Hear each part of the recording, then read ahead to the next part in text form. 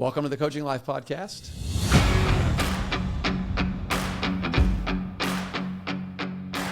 I'm Chris.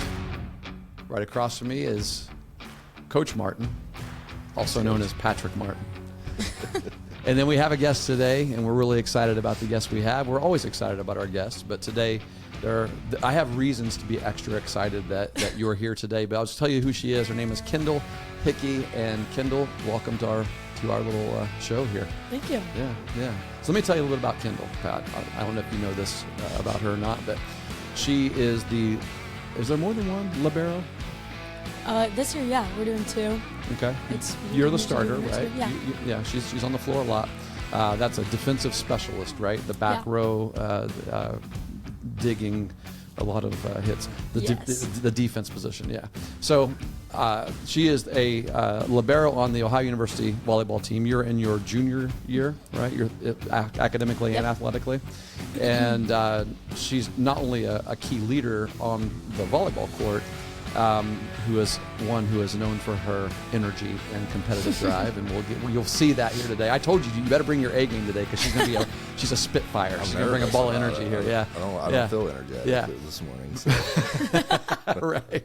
Oh, you'll be by the time we're done with this podcast, you're gonna be ready to run through that wall because Kendall's gonna get you fired up. All right. So. But one of the things I'm really excited to talk with her about too is I also know she's a huge spiritual leader here on campus. There's a movement where people are curious about Jesus and curious about following the Lord and their faith. And Kendall is a leader in the women's ministry on campus called Delight. She's also a member of our church, Oasis, and just did the announcements for us a couple weeks ago, I think. When you're not able to be there as much during volleyball season, but we're going to get her singing here before long too, because she's got a great voice as well. Awesome! Yeah, so we're always tapping into all this talent that we've got. These multi-talented people that come from the university, but no, she's a great example of a student athlete who's been living out her faith in Christ with her team too, and we'll get into that a little bit.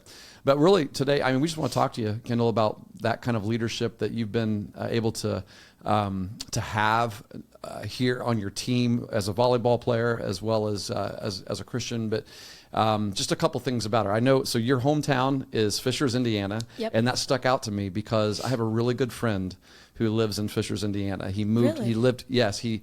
I asked him yesterday. I said, "Hey, do you know Heritage Christian School?" He said, "Yeah. It's just down the road." And he said, "Ask her if she knows." And he gave me a couple of names. Let me see if I can find those really quick. If you don't, that's okay, because I know it's Fishers. It's a suburb, right? Yeah. Big of Indianapolis. Let's see, Regan Wolf or Angie Wolf.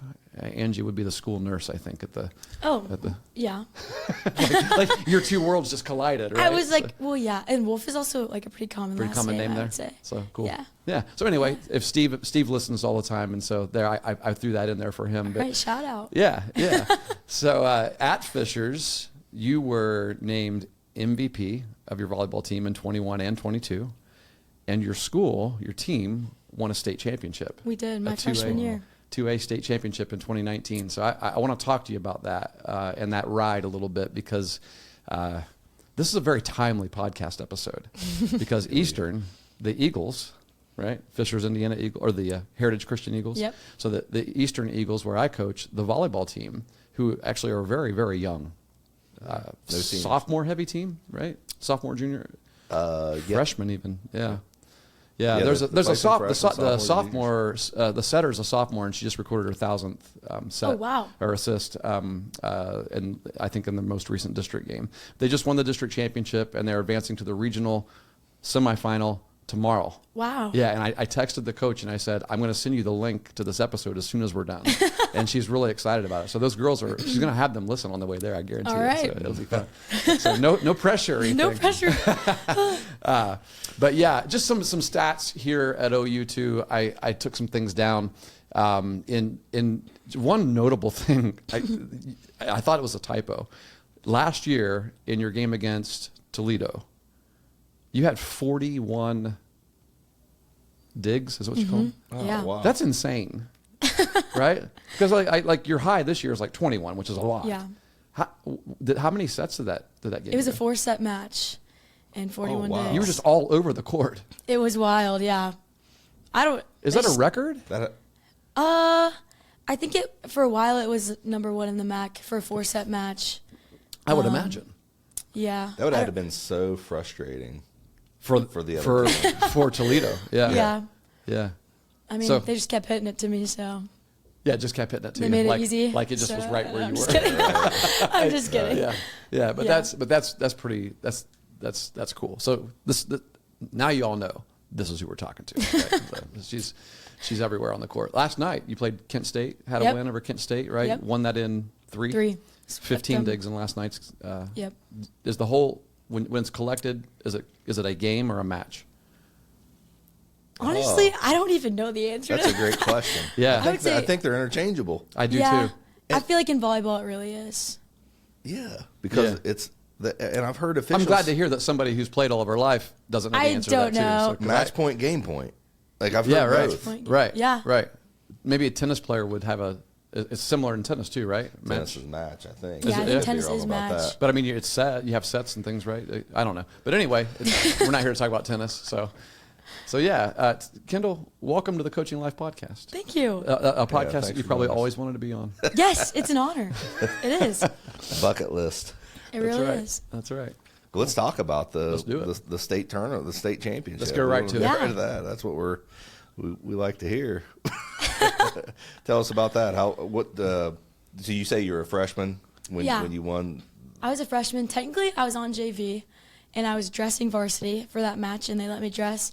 And I got to play in a few games, but there was a rule where if you play like a certain amount of sets or points in your JV match, you can't play in the varsity match. Yep. So, but anyways, there was no JV match before that, obviously, because it was just like varsity going to state. So you weren't. Let me just clarify this because I think there are listeners out there. This might be valuable to them. You are a starter for a high university D1 college volleyball team, and you did not start as a freshman on your varsity high school team. Yes. Okay. Correct. Thank you for clarifying. Yeah. The reason why he paused to clarify that is because that's a big point for a lot of people who listen to our podcast are high school athletes or high school parents or parents of not high school parents who have high schoolers. Yes. And a sticking point for a lot of people sometimes is the whole idea of playing on the JV team is an insult to some people, I think, and or a failure. A failure, and it's a bizarre phenomenon that just.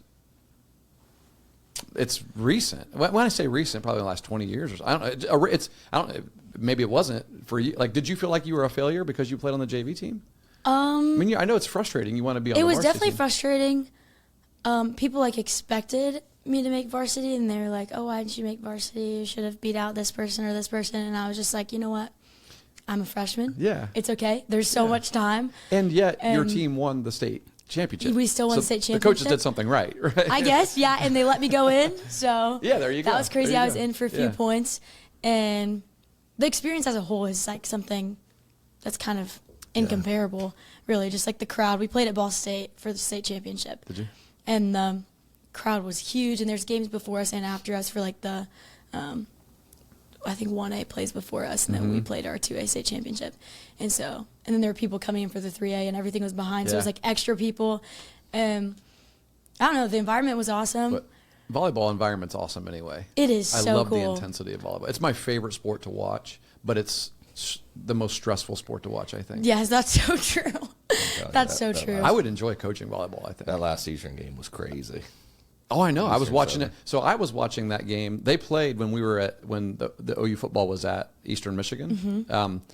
And so it started while the game was still going on. So I pulled my phone out, was watching the volleyball game on the sideline, and then it continued because Eastern went down the first 2 sets and looked bad in the first one. Looked bad. Yeah. Now the scores ended up being close, I think, right? They were close. Yeah, close so they battled back, but what was the message you sent to me yesterday? You asked somebody, what did you think? Like, what did you think was going to happen? And they were like, I think they had a chance. And then, I'll let you tell the story. You want to tell that? Yeah, so, but just to pick someone's brain, because to me, it's for a player to see that for 2 sets, it didn't look like one team belonged on the floor with the other. Yeah. And I said, well, what were your thoughts? And they said, I didn't think they had a shot. But then, and I didn't notice this during the game, they said that they noticed that that Eastern got together and said a prayer, said a team prayer, and they came out and they looked completely different. And I said, well, what do you think that prayer did for them? Because, you know, I think sometimes the answer to that question is, well, obviously God's an Eastern fan now. yeah, God's an Eastern fan. He blessed him with, you know, with superpower athleticism. Right. And, Right. But, Yes. you know, the answer was really good. It was, you know, I'm paraphrasing because, you know, just remembering. Because But most it was- likely Southern prayed too before the game, right? And Sure, there's a lot of yeah. Christians on that team too, right? Right, And so yeah. God, it's not that God's going to make Eastern win because they prayed, Right. But what? Yeah. But in this case, the person I was talking to said that just calmed them down and made them realize that, you know, no matter what happened, it was going to be okay. But Yeah. to be able to play their best, they had to have that, you know, a certain attitude in their Yeah, approach. that's so true. We lost our first, like, I think we were on like 11-game losing streak. And the Lord put it on my heart to pray with my team. And I was like, You're talking "Can't- about this year. This year. And I was like, I can't do it. Like, there's hardly, like, everyone maybe would say, like, they're a Christian, and, like, everybody would be a little bit, like, I don't know, like, not necessarily living it out, I guess. But I was so You should see scared. fruit. If someone says they're a Christian, you Yes, should see right, fruit. yes. And there just isn't much of that, but we're getting there. We have a team Yeah. Bible study now that started a few weeks ago. And That's then, but on our, like, 12th game, we were playing Kent State for the first time. Tuesday match, one of my teammates has, like she transferred from there, so she has a little bit of, like, a really wanted to win that game kind of mindset. Yeah. It was also hard for her going back because that coach wasn't the best to her, and she just, like, really wanted to win that match. And I was like, all right, guys, we've literally tried everything. We're on an 11-game losing streak. We tried every strategy, every piece of good way to put it. advice, Yeah. everything. Like, last resort, team prayer. And everyone's like, all right. So we get in a circle in the locker room. We pray. And it was everyone. I was like, you don't have to join, but if you want to, you can. And it was everyone but 2 girls. We win the match. Next match, so first win after 11 losses. Next game, pregame prayer. Everyone joins in, and we had a recruit there. She joined in, and everyone was doing the team prayer. And then we've done it the last 6 matches, and we've won all of them except for we lost one 5-set match against Ball State, and then we swept them the next day. Yeah. This past weekend, and we prayed on the court during the Ball State game, and it's like crazy the way that it does, like, change the atmosphere of Yeah. not just even, like, within you, but, like, the crowd, like, sees that and they're like, let's go, like, yeah, Right, they're ready, right. like, calling on the Lord, Yeah, you know. the perspective for you, the perspective changes, Yeah. right? Like it's so easy to get caught in the moment and to be worried and anxious because of the moment, and then you step back and you realize that even no matter what happens here, Yeah, there's a lot more going on. And, For sure. Yeah, and Yeah. it's not that prayer becomes a formula for winning, right. but it's also not. It's not surprising that you started winning because you added that element of Yeah. The greater perspective. I think the bigger picture. Yeah, and it's cool that even the girls that, like, wouldn't even say that they're Christian or even Sure. believe in God are, like, still joining in the prayer, and, like, it's cool to, like, share, like, little tidbits of the gospel in the prayer Yeah, and just for be sure. like, thank you for dying on the cross so that we have the opportunity to play today, and just stuff like that. It's cool to be able to, like, say that stuff and, like, they can't, like, interrupt me, you know? Like, I just say whatever I want and say amen, and, like, it is. It's a captive audience, isn't it? yeah, and it's just cool to talk to the Lord as my friend, and, like, they get to see a side of talking to God that maybe they've never seen before, Right. or it's never been demonstrated that way, that he can be your friend. You can joke with him. You can, like, have some Yeah. fun. Like, he cares about little things too. So it's just cool to be able to, like, show them that while also, like, just sharing the gospel and Right. acknowledging God in his presence, even within volleyball. So, yeah. That's awesome. Do you do the prayer every time, or you the Yeah. prayer? And no one's raised their hand. So they give it a shot. Say, hey, wait, I want to be the next one to do this. They're all like, Yeah. They're letting you lead. but yeah. Well, so you are. I mean, you're a leader, right? On the court and in other things. So tell us what that's like. You know, what's one of the most important things that you've learned about, you know, or that or maybe one of the challenging things that, you know, you found in taking that kind of a role. I think it's hard a lot of times when the things that my teammates like to do outside of volleyball are not things that I necessarily want to participate in. So it's like leading can seem, it's a little bit different, especially as a Christian. It's like, because you're living your life set apart and doing things different ways. So it might not be leading in the same like areas, I guess, in like the same like situations. But like on the court, it's cool to be a leader and just being an encourager and like doing the things that the Lord calls us to do.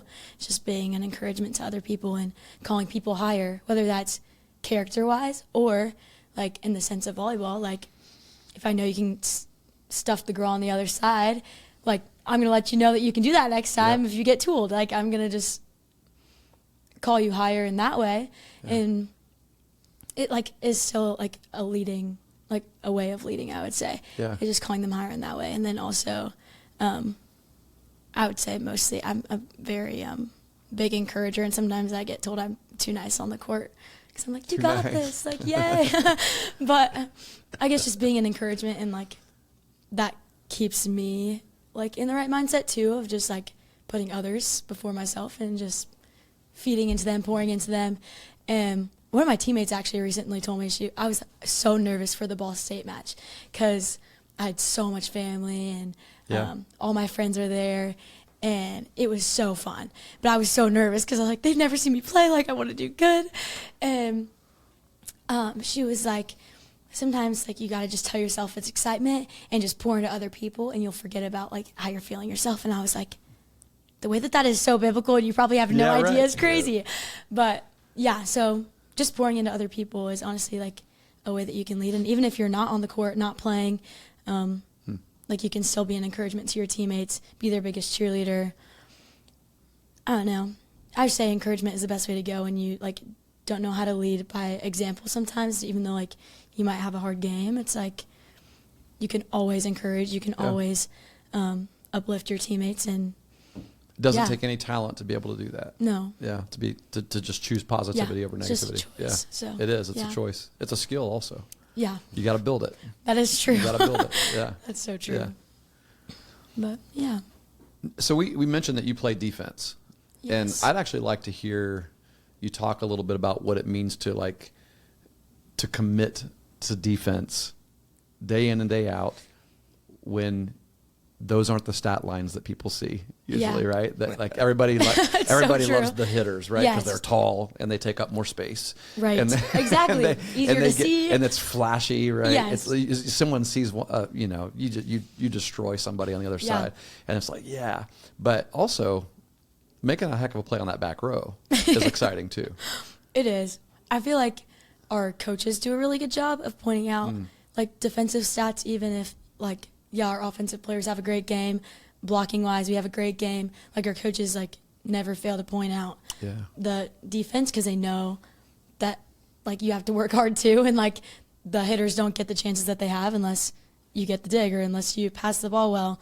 And volleyball is a game of serving and passing. Whoever serves and passes the best is going to win the game because it just controls the first ball. Yep. And, it's like throwing and catching in our game. Yes, right? Exactly. Like whoever does that the best is going to win more games. Yep. Yeah. And we've seen that, and our team is so good at getting a first ball kill. Like if like the first chance we get, if we pass well, it's like an 80 or higher % chance that we're going to get a kill on that point. And it's cool because like our hitters will turn around and be like, great dig or great pass, and like even that just like feels good. I also like, I was thinking about this the other day. This is kind of related, kind of not. But when it comes to like the media side of any, like just even like worship nights, for example, like you have photographers, videographers, and like people on the outside don't get to see the little moments that other people might not see. What's really happening. There were the media people and the people like getting the content and like catching those little moments. And like, even though to the world it might not seem important, like that still makes a huge impact, is just getting the content, capturing those moments, and like seeing the little things. And even though like a crowd might not like acknowledge the defense, it's like your team does, like the people that are closest to you do. Most to you. And to me, that's really what matters most. And I always write on my hand AO1, and it's just like audience of one. And so like during the national anthem, I should probably be like thinking about the national anthem, but I'm always just Your like first praying. allegiance is to, Yeah. And so I'm just like, and at the end, I always say like, thank you for being my audience of one and the one that I'm playing for tonight. And it's just like an honor and privilege to get to play for you. Yeah. And then I just try to picture him in the crowd, Yep. like just the Lord sitting there, and like he's the only one I'm trying to please. So whether defense gets acknowledged or not, it's like it's not the eternal thing that matters. So That's cool that you do that. It Yeah. reminds me. Did you know Coach Rudolph, the offensive line coach that was here, and then he went with Coach Albin to Charlotte. He's at I Charlotte. don't think now. I ever met him. But He came I to our do know. church, and Okay.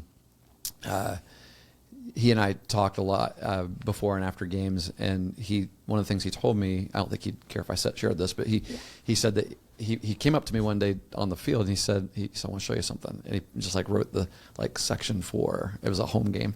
And he said, every time I get into a stadium, I picture, okay, Lord, where are you sitting today? Right. Where are you sitting and watching this game? Yeah. And I know that because I know he's watching me. I know Right. that he's He hearing definitely me and is. everything. And he said, so I just like to physically picture where he might be. Yeah. And so I come in and I look up section 4, row 3. He wrote it on his tab on the marker board that he Yeah, sits that's down so with cool. and he just got emotional really when he was telling me. He said when I do that, it reminds me that it's very real. Like Yeah. that is the reality that he wants him to be. We want him to be. We need to recognize that he does care. Yeah. You know, he may not care who wins, but he does care about you because you're Right. playing the game and you're giving your best effort. And Yeah. that's good stuff. Yeah. I'm lost in this conversation. I know, man. Yeah, we usually like to try to bounce back and forth, but sometimes when I could tell that when we like, because we're taking notes too, right Yes. here. Like when Yes. you said that it's important that your coaches point out things that nobody else points out. That's valuable to us because a lot of coaches listen to our podcast, and we need to be reminded of that. You know, football coaches need to champion their offensive line because they don't get that. Nobody else does. And baseball coaches need to champion some of those little things. You know, how often do we tell our first baseman, man, I'm really thankful for you and the way that you play, right? They aren't flashy players. They don't get to make the backhand play in the hole like a shortstop does, but that shortstop makes that play and then throws a ball and the first baseman digs it. We're like, what an awesome play that was by the shortstop. Right. But the first baseman also did it. He's like, what? Yeah. And the catcher who's back there just grinding it out but every sport has, the soccer, the defensive players rarely get the accolades. And bench players too. Bench players, 100%. Oh my, We've talked too before about schools, districts, communities win championships. Like your success is true. largely based upon who surrounds you. And so how do you build that? Well, you as an athlete, as a coach, you reach out and you give props to those smaller roles that are around. Maybe not have anything to do with baseball. The maintenance guys and the bus drivers and things like that. Every little thing. You make sure that that all comes back to a servant attitude. Yeah, for sure. I would say our coaches also do a really good job of pointing out like the girls that might be on the bench more, and they're like, great job today. Like, we won this because of you. Or like, those cheers were fire. Keep them up. Like, everyone in the crowd like acknowledges it too and like loves it, and it's just like, that's what it creates. It creates the winning culture. It does. Yeah. And we talked earlier about your positivity and maybe how sometimes you're too nice on the court. But if you would put a bench side by a bench that's positive and energetic and supportive side by side with a bench that's not. Not, I wouldn't say negative, but just doesn't have that energy. Doesn't have that same energy. It's a huge difference. It paints a completely different picture. Yep. And probably the play on the court would do that too. But I have to believe that 35 digs in, the crowd had to be pretty excited. Because, right? You said was that game at home? Yeah, it was a home game. You said that most of the 80% of the time, if it's a good pass to the hitter, it's a hit. It's a point. Yeah. Which tells you how important. That's why that was dig one in is 4 sets. Yeah. Yeah. Yeah, and how crazy that is to have that many digs. Sure. I think I could imagine that the crowd had to have been saying something. that day may have been. Did you talk to the media after that day? Oh yeah, they were like, Right, "We want right. Kendall Hickey They for an recognized interview." it. I was like, "All right," but I didn't know Right, of until course. I went into the interview. They were like, "So you had 41 digs tonight?" I was like, "I did not." I was like, "There's no way." Oh yeah, you don't think about But that. then they were like, I've yeah. talked to Parker before. Oh, I had 4 touchdowns today. Yeah, you did. You did. Right, yeah, exactly. I don't know. So yeah. even like last night, 15 digs in a 3-set match is like more than normal, and it Right. didn't feel like That's a that lot. way at all. So I don't know. Just you don't really. Sometimes you don't even recognize it yourself that you might have helped the team out with your defense or whatever it is, and until somebody calls it out. So I think it is really important to have the people around you that will call that out and recognize Because we all you need for it. those We all, things. you all need that fuel. Everybody does. Yeah. That comes from that encouragement. You told us a story about the adversity of losing 11 games in a row, and then it's like, we've tried everything else. Let's try prayer, right? Yep. Can you think of another? Like, is there maybe another moment where, like, your leadership was tested a little bit, or maybe there was some adversity, a conflict that you had to work through yourself, but also help others, help your teammates work through as well? Like, is there anything that that comes to mind that you don't mind telling us on the podcast? Yeah, I mean, my freshman and sophomore year, we had a pretty tough coach. He was very, very passionate about volleyball. Sure. And he knew a lot about volleyball, but there's just sometimes like things were said or like handled in a certain way that made it really difficult to, like, honestly just like respect him in a way, which is like, I hate saying that because I also hate not respecting people, and I would choose, like, if I could, to never. Sure, we earn that though. Absolutely. Right. You either earn someone's respect or you Yeah. or you earn their disrespect, their lack of it. Yeah. And as a coach, we're always. Well, I mean, you should be, in my opinion, you should be always cognizant of maintaining that at all times. Yeah, I would say that it's very important too, that it is something that is earned. And for a while, like, there's like a lot of flattering talk, and like they'd be like, "Oh yeah, I can trust you," and then there's like comes to a point where your actions don't line up with your words, and then it's like, I don't know if I can, or like even like preaching kindness, preaching like loving on each other, and like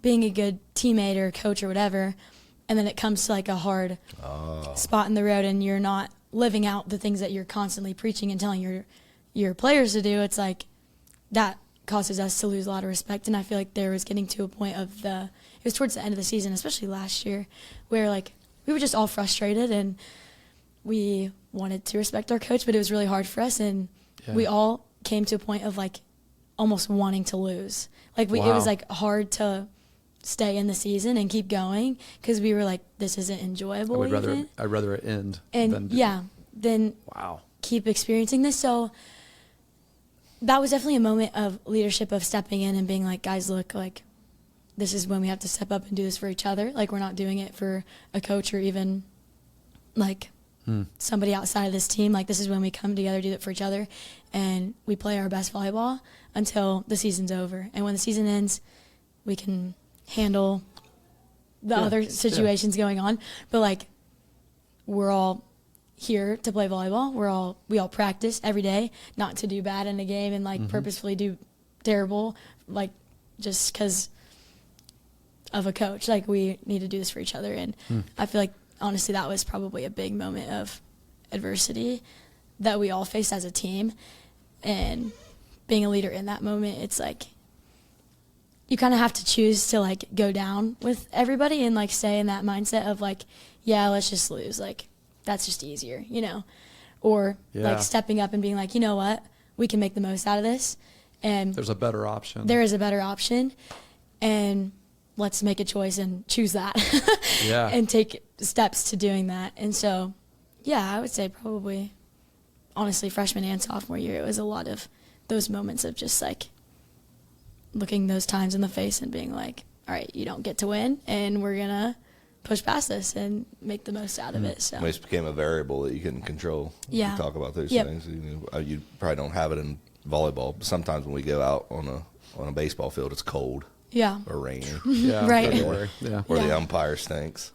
Never like every time. I said that for the carols. Oh, yeah. I haven't coached a lot, but hey, I'm going to stink one day. So you're going to have to, it's just a variable that you can't control. Yeah. Yeah. So you're going to have to fight through it. But, it's funny how you say that, the way that you behave in tough situations dictates the way people think about you, because the positive way works and the negative way works both ways. Yeah. I think that, you're 11-game losing streak, and you gave an example of, how you serve God. Yeah. And I think seeing that work in that moment was important for everyone to see it. And, two people weren't involved, and they got involved when I said, hey, maybe this works. But as Christians, it's good to think and remember that, those times that are tough and when we don't want to, when it's hard to push forward, is just an opportunity for us to make a stand and to show other people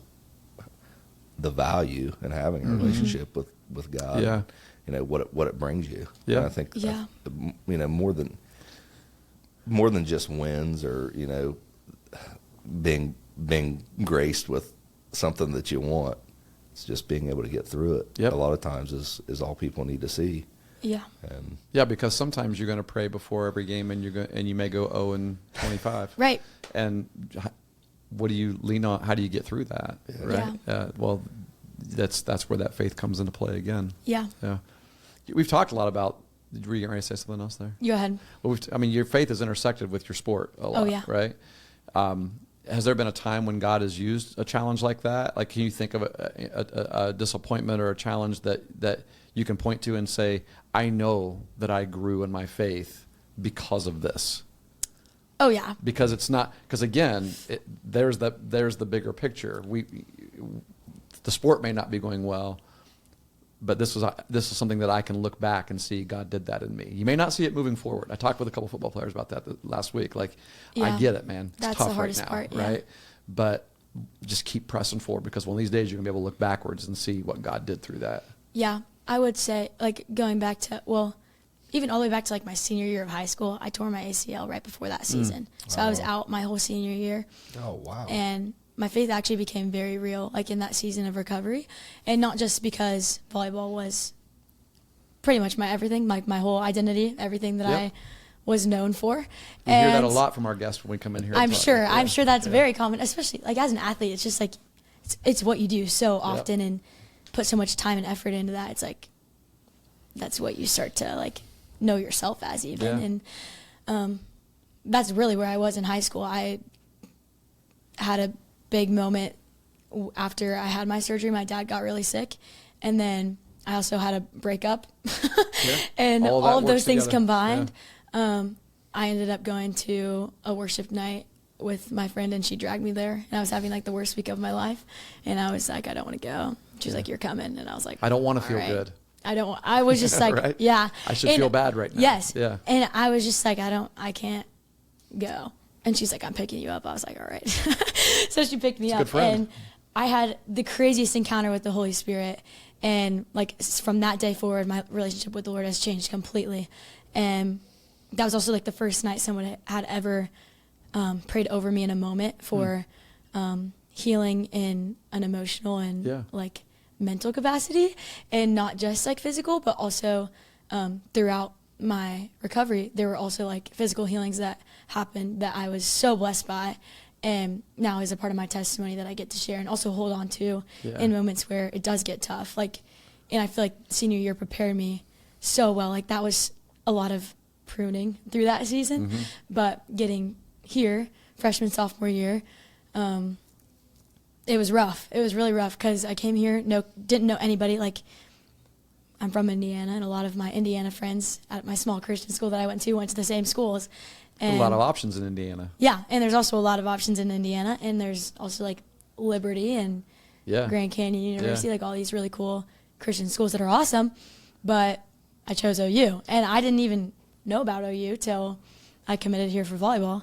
And people were like sending me these videos about how it's like number whatever party school in Ohio, and I was like, what did I do? Like, Lord, why did I commit to this? I mean, what? And not to change your train of thought, but like, what made you choose OU over those other schools? Well, I came here on my visit for volleyball.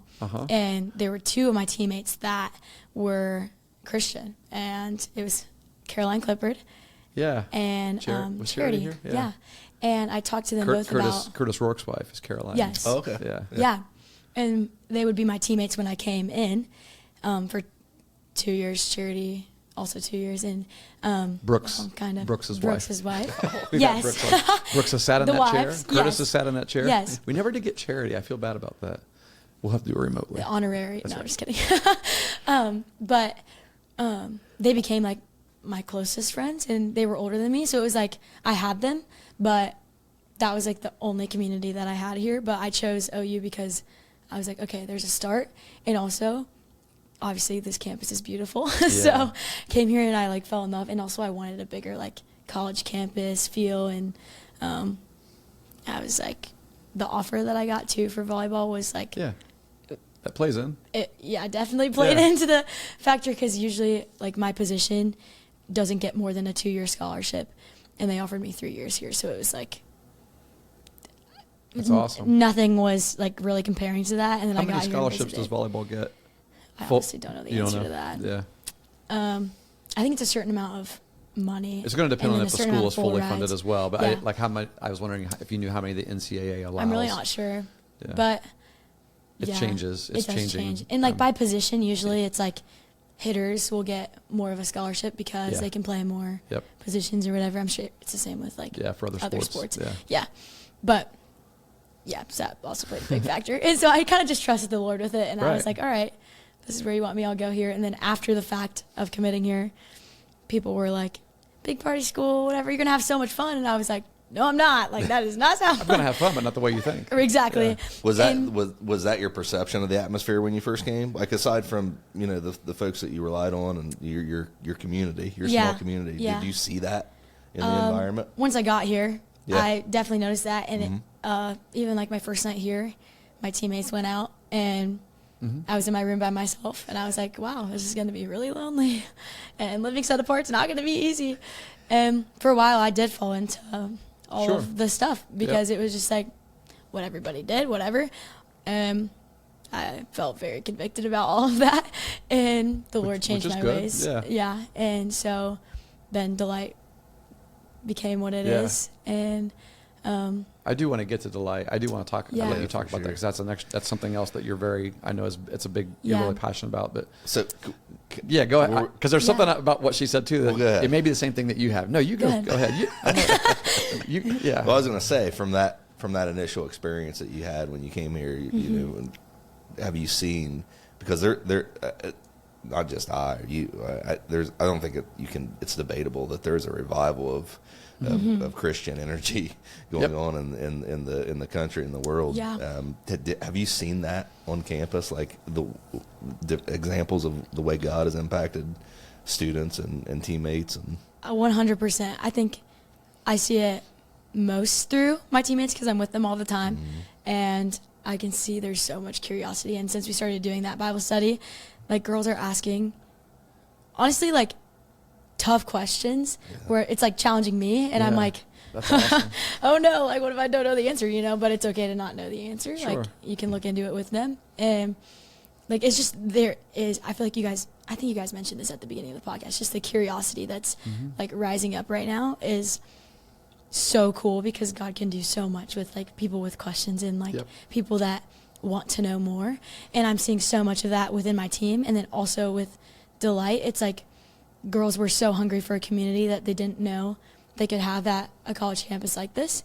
And they are so grateful. And even just like within our leadership team, the girls are like telling me about like, they're like, thank you so much for like putting this on our campus. I was like, girl, it wasn't me. Like the Lord literally stepped in so many ways, and like just created this community that was obviously needed here. And it's all women, and it's like, you can talk about the boy stuff, you can talk about all the things you want to talk about, you can cry, you can get vulnerable, like lay blankets on the floor. lay blankets during on the worship. floor. Yeah, We Keep had it a worship dark. night at our church this past Sunday, and all these Delight young ladies show up, and they cleared out the front rows and brought these blankets and Yeah, just make laid it them on. I'm like, cozy. what are we? you know? What are we doing there? Is this? Are we?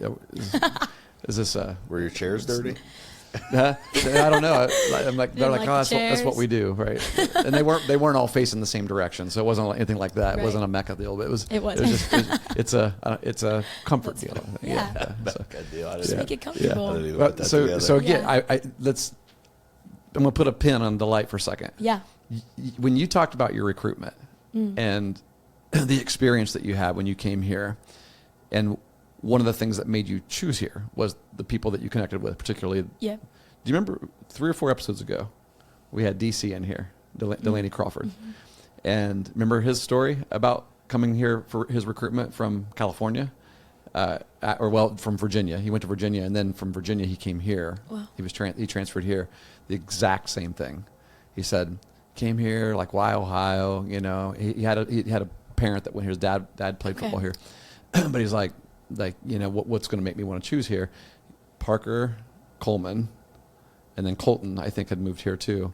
By the time Delaney, actually Colton wasn't. I don't know, but I know Parker and Coleman connected with him, and he saw something that he wanted as well. Yeah. That, you know, the brotherhood of people who love Christ and are playing the sport that he loves as well, and that was instrumental in having him choose. And we heard the same thing just now from you as well. Like those recruitment trips, there's so much, because that's a question that we get a lot. You guys talk about recruiting and how to do it and everything. And we always talk about make sure you find a school that you actually would want to go to if something happens, God forbid, you blow your knee and you can't play anymore, right? Do I still want to go to school here? Yeah. So you got to like the school academically. Do they have what you have? But also, are there people, are your people there, right? Right. Like you found your people here. Yeah. And it only takes like 1 or 2. And even when it comes to that's a good point. definitely recruitment, it's funny, the coaches will like pick me to be on a visit if they know like some girl coming Who's a Christian? is a Christian. Yeah. They'll be like, They Kendall, do can you that. They're come pretty to lunch strategic with? about Yeah. that. Yeah. Which is really smart. Like, It is smart. Yeah. and also like it does like give them another perspective that maybe they wouldn't have seen if they were with everybody else and they didn't. Well, and if you're really good at helping to recruit, then you are adding to the number of Christians on your team. Exactly. And Yeah. that's why I've also loved this Bible study too, is because like it's some of the younger girls. And I'm like, all right, when I leave, like people can Who's take carrying it over. on? Yeah. Absolutely. And Hey, it's do really cool. all those girls have a Bible of their own? I stole like 5 from church, Well, I was so gonna now say- they all do. Well, that's what I was getting at. Yeah. Yeah, that's why we have them there. So, Yeah, cool. I gave them. You're not stealing them, by the way. No. You're, I'm they're also not gifts. borrowing them. They're gifts. Yes. Yeah. Okay. Yes. So, but yeah. But I was gonna say, even like the 1 or 2 when it comes to like just random evangelism on campus, it's like just an encounter with one person that loves Jesus can change somebody's life. And if we don't go out of our own way to like have those conversations and like allow people to see Jesus in ways that they might not have seen him if they were just going about their day, or like even for me, like I'm feeling very convicted about this recently, just like how I go about my day, and like when it's easy or convenient for me, like I'll go tell somebody about the Lord. But it's like maybe I'm in a hurry to get somewhere, like let's just slow down. Like somebody's eternity is worth me being uncomfortable for 30 seconds and sharing the gospel with them. And I don't know, I feel like that's just been something I've wrestled with like recently, and it just takes one conversation and one like person to love somebody well to like change somebody's life. Yeah. So, yeah. So we've chatted with Kendall for 40 minutes. We've about volleyball. All right. Can you tell what her identity is in? Yes, absolutely. Yeah. Yeah. I mean, this is a sports podcast. Like Yeah. right? But this is what it is. This is what it's about. I mean, it's not. You can't categorize. It's one of the things I'm loving about your generation is, I've been able to see a few generations now. I'm Gen X. Are you Gen X, bud? What are you? Are you in between? You're not a millennial. 81. So yeah, you're at the end of Gen X. Yeah. I think Gen X was like late 60s to 84. Oh. So you're on the tail end. You were born in 81? Yeah. Yeah, you're Gen X. So anyway, I've seen a few generations, and I've seen a lot of. Yeah, I know exactly. You listen to Kurt Cobain and wear grunge flannels and holes in your jeans. Baggy jeans are all coming back, right? Oh, yeah. The big oversized sweaters and the shirts. So, but a lot of generations, people, mine included, have had a tendency to compartmentalize their lives. You got your work life, you got your family life, you got your church life, and your Christian life, and which means you develop different sets of friends, and sometimes those overlap, and sometimes when those overlap, it could be uncomfortable for somebody who compartmentalizes their life. Right. And one of the things I'm seeing about this generation is that they don't do that. They don't. I mean, I think that's one of the reasons why it's like coaches are saying, yeah, we want a chaplain for our team, because these guys aren't scared to talk about what they believe, and it's just who they are, right? Mm-hmm. And it's I think that's one of the things that we're seeing is, no matter if you're in school, no matter what you're like, I teach a podcasting class, right? And I have 33 people in my class, and so far we've probably heard, I have them do podcast previews, which means they choose a podcast to present to the class, whatever podcast they want, right? And we probably had 17 or 18 of them so far this semester, and almost half have been a Christian podcast of some sort, right? And like, I don't know. I don't know that I would have had the courage in high school to do that, right? When I was your age, because it was I had a church life, and I had a sports life. Yeah. And sometimes those two didn't interact. We may have prayed before the game, but that was about it, right? Mm. Yeah. But it's deeper. And what we're seeing and hearing in you is that it can and does mesh seamlessly. Yeah. Let's talk about that. That's a good point. So you have different priorities, obviously different commitments. So the easy question is always, how difficult is it to juggle being a college student and a volleyball player? But you're not just a college student volleyball player. You're a minister. Yeah, you're a missionary. Can you talk about that? Like, does anything come to your mind as far as the difficulty and challenges that you face in being able to do all those things at one time? Yeah, I would say it's definitely about choosing your priorities and coming to college.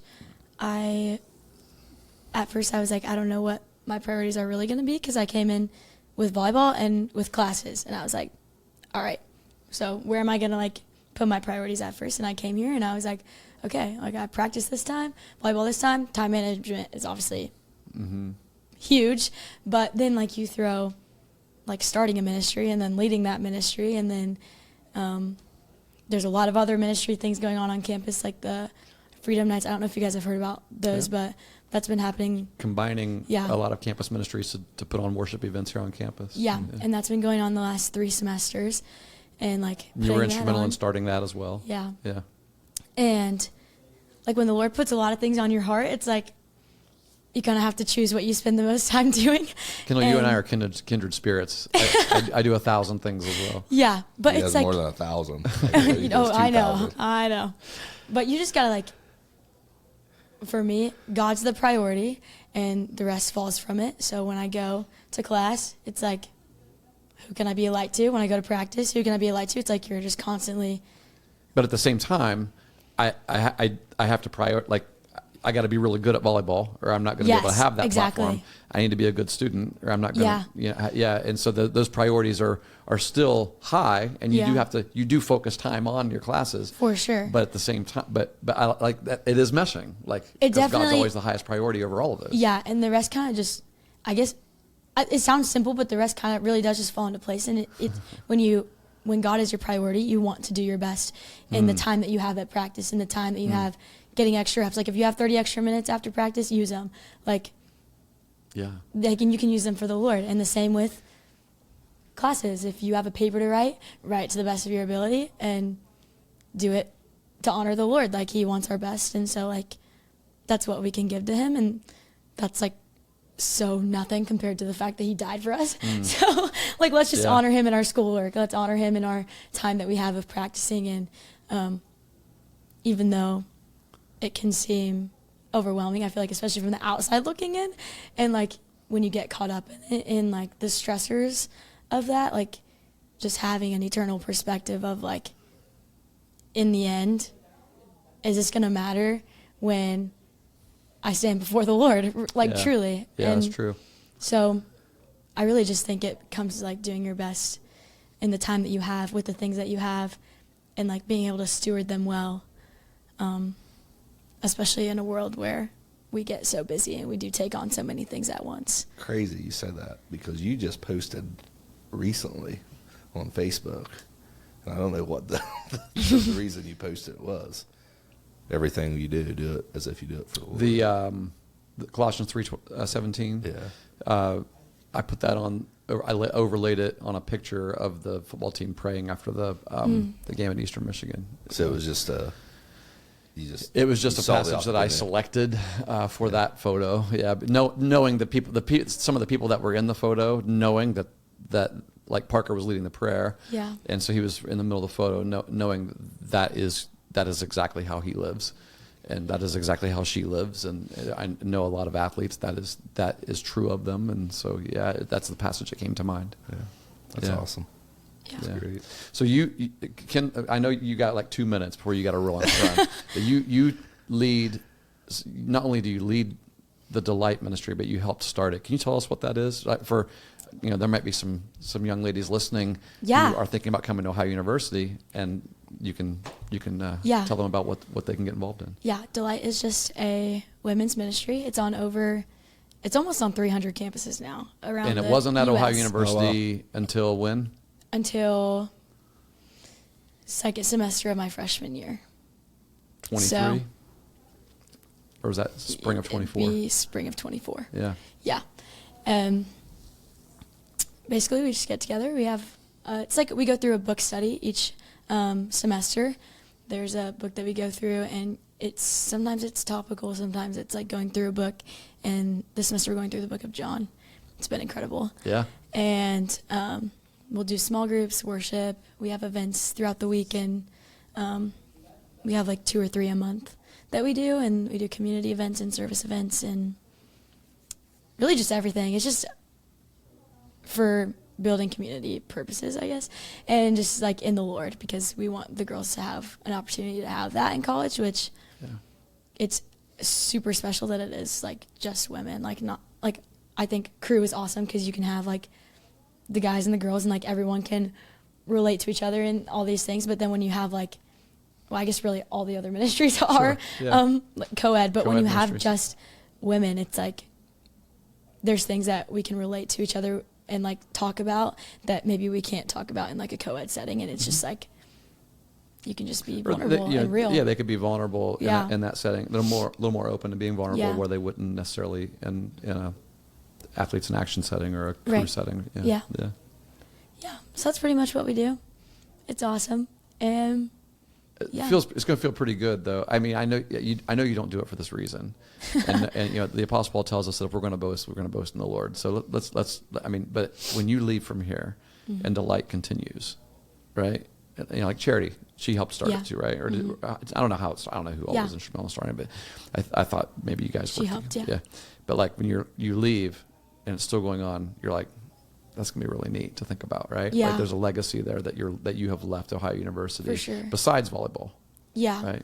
Yeah, and I think the other day I was actually just thinking about this. It made me cry because I was just thinking about like if I when I get married and have kids, and like if they come here and my daughter goes to Delight, that's just like what, like making an impact that's bigger than just yourself or just even your generation, like the generation to come after you, like that's so wild. And like I was just reading in Ecclesiastes like yesterday, and it was talking about how like the things in this world are like pretty much meaningless because it all just fades away, and that's so true. But then there's also things that when you do them with the Lord, like it can have a generational impact, and that's just like wild that the Lord's allowed me to be a part of something like that, because I mean I feel like that's not very normal. It isn't. It's just like it isn't normal. It's crazy. It like blows my mind every time I think about it. And every time I'm even just sitting in a meeting for Delight or like at an event at a worship night, and the girls come in and like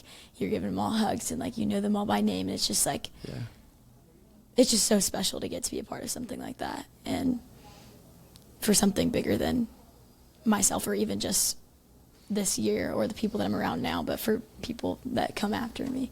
Yeah. So, yeah. That's great. I told you, man. This Yeah. is going to be a good one.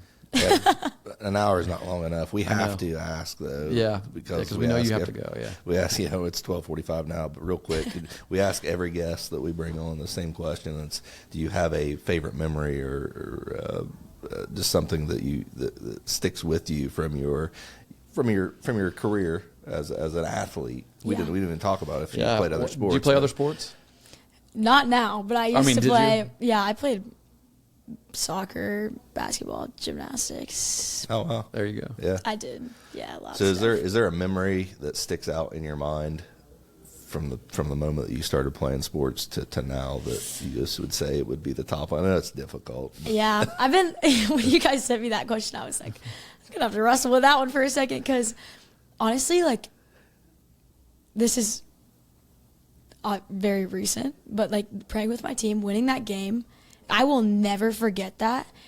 In, like, for me, like, I was talking to Kelly from our church about this, but she, like, we were just talking about how, like, that game, yeah, we won the game, but, like, to me, the win happened before the game started. Like, the win was those girls saying yes to something they've maybe never said yes to before, or, like, seeing something maybe they've never seen before, and it had to do with, like, drawing them closer to the Lord, and it was just, like, that was a win for me. Like, if we didn't win that game, I had the win before that. And it was just like, I will never forget that. And I mean, we also talked about the state championship, which you don't forget a feeling like that. And you weren't even playing in that. And I was hardly even playing in it. So you said you got in the game? I got in for a few points. That's awesome though. And it's a freshman. Yeah. On TV, I was like, let's go. It's crazy. Yeah. I don't remember. No, But yeah. That's good stuff. Honestly, yeah. I would just even say that prayer moment was like, I will never forget that. And that's probably been one of the most, like, impactful and, like, stamped moments of my career. Because that's, like, really, like, it's just what matters more than winning a game or anything like that. So I agree. Yeah. Thanks for coming in with us today. Yeah. When you play again? We play this weekend against Central Michigan. Thank you for squeezing some time to think about us. And just played last night. Yeah. You're getting toward the end of your season. Where are you guys standing right now? I think we're in 5th. I haven't looked since. How many teams go to the next? 6. All right. But we started off really bad. Yeah, you weren't. We're on the up, and yeah, we definitely were not in it at the beginning. And now, I think we're 5th after a win last night. I don't know if that moves us up or not. How many more do you have to clinch a spot? You still have quite a few games left? We play Central this weekend, NIU the next weekend, and then we play Western at home, and then it's the MAC tournament. So also 3 more MAC games. Yeah. Wild. Getting to the end. So yeah. And where's the tournament?